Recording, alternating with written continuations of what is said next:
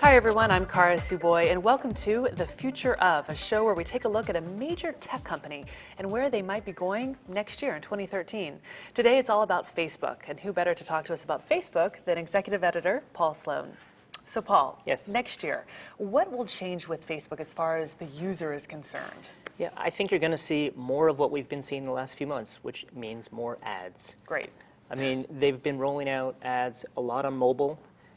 They say it's not overkill, but it's starting to get a little, a little crowded and cluttered. But this is where they're making money, and this is where their focus is. And as much as Mark Zuckerberg talks about, this sort of social mission of connecting the world, the fact is they're now a public company, as we all know, and the pressure is on, and his employees want the stock to go up, and that means more advertising. And the question is, how much more can they do before they upset people? Absolutely, and before the users start to, turn off and just go to another site. Yeah, I mean, I've talked to one of the head designers at Facebook who designs for mobile, and he says the biggest battle that he has is that little button that takes you to the home screen. He lives in fear of how many seconds it is before someone just checks out. Interesting. So something we've also seen develop in the latter half of 2012 is Facebook Gifts. Do you think that's going to grow? Yeah, I next mean, year? this is a great sort of niche business for Facebook that I actually think could become less niche and quite big.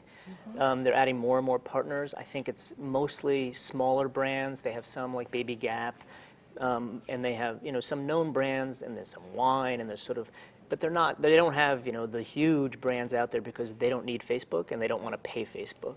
But it does make Facebook some money, obviously. So Sure, that's they a take good a thing. cut. They take a cut through every transaction. If it's your birthday and I decide to send you a gift, once you accept it, Facebook and I put in my credit card information, which is another thing Facebook wants, is a lot of credit cards on file. Oh yes. They take a cut. The cut varies depending on the merchant or the retailer, but it could be $1 billion business. What it'll be by the end of next year, I don't know. I don't know if it'll be quite that, but it'll add up. In 2012, we saw Facebook buy Instagram, a pretty big acquisition. What types of acquisitions do you see in 2013? It's hard to imagine them making big acquisitions. People have wanted, and I would love to see them buy Spotify. I know they've, it makes sense. Sean Parker's involved with Spotify. He was the founding president of Facebook. Sure. In a lot of ways, Spotify is really tied at the hip with Facebook. However, I can't imagine it happening just because of the difficulties of negotiating with the record labels. And Facebook sees itself as this platform. It wants all this stuff to happen via and on Facebook. It doesn't want to be the source. So it might want to lead you as a place to buy things, but it doesn't necessarily mean it wants to be Amazon. Right. It doesn't want to have to fulfill all, it doesn't want to, be that part of the equation. And I think it's the same thing with music. As entertaining as it is, the idea that it would buy Spotify. I also think it would be interested in Pinterest for different reasons. I don't think Pinterest would want to sell. I think Pinterest has its eyes on going public. Yeah, and growing bigger in itself, yeah. And there too, though, you have to ask, just because you're really successful on Facebook, rather, does that mean you buy it? So Fab, there's all these other companies that are very successful on Facebook. Does that mean Facebook has to own them? Or can they just use the traffic, use the engagement, and use the data, which is really what they want? Those credit card numbers. Well, more than that, they want to know your age, your gender, what you Buying shop history. for, what you give to, how much you spend. They want to know everything so that when you're walking around in your phone, since Facebook's mobile, it knows what to target you with. 2012 was a huge year for Mark Zuckerberg. Not only did his company go public in May, but he got married. He kind of came out as a businessman this fall. What's next for him?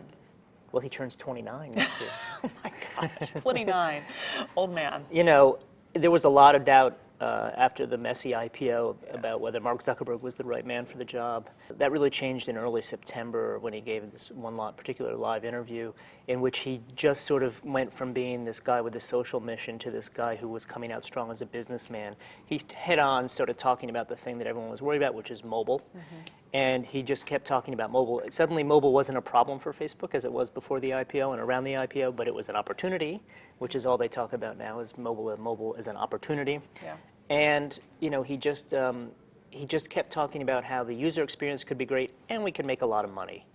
And Wall Street wanted to hear that. And really, since then, there's been ups and downs, but the company's been doing quite well, and the stock the last month or so has done really well. Certainly I mean, it's better. still $10 shy of IPO price, but it's going the right direction. Yeah. And so I think Zuckerberg just has to keep the campaign up and be really vocal about commitment to Wall Street. Right, the mission to move forward. Yeah. Well, obviously a lot to keep our eyes on next year with Facebook. Clearly millions of us around the world will be. So thank you so much for the predictions. Sure. Paul Sloan, I'm Kara Tsuboi. Thanks for watching The Future Of.